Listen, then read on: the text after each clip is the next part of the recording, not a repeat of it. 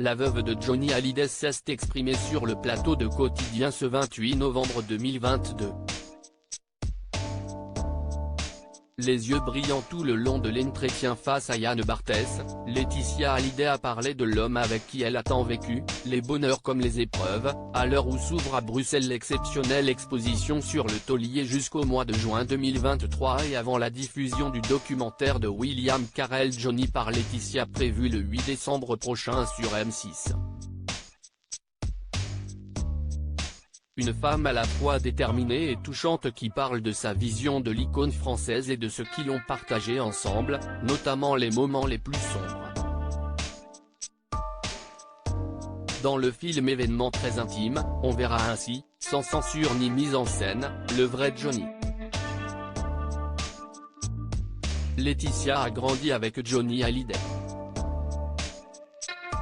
Quand elle l'a rencontré, elle était à peine majeure tandis que lui avait déjà bâti sa carrière extraordinaire et eu 2 enfants, David Hallyday avec Sylvie Vartan, et Laura Smet avec Nathalie Baye.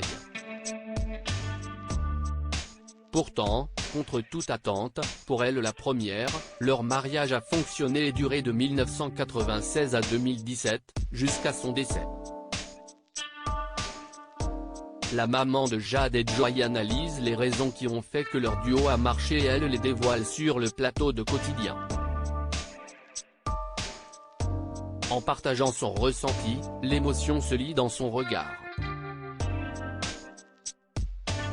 J'étais aussi torturée que lui.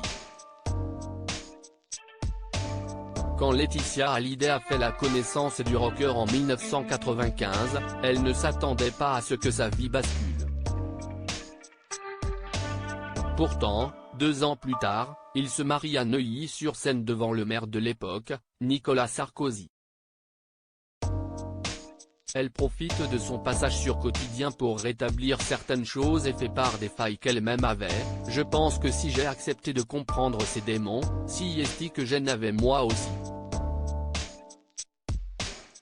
On s'est rencontrés, moi j'avais 19 ans, lui 51. J'étais aussi torturée que lui. J'étais une âme en peine. On croit toujours que c'est moi qui ai sauvé Johnny mais il m'a sauvé. Je ne serais peut-être pas de ce monde si je ne l'avais pas rencontré et lui pareil. Consciente de l'écart d'âge et de la situation particulière de leur relation, Laetitia Hallyday estime qu'ils se sont mutuellement aidés alors qu'ils sombraient chacun à leur façon. On a appris à se raccrocher au bonheur. On n'avait pas envie de vivre. On faisait tout pour mourir tous les deux. C'était une forme de suicide silencieux. Si est pour ça qu'on s'est compris.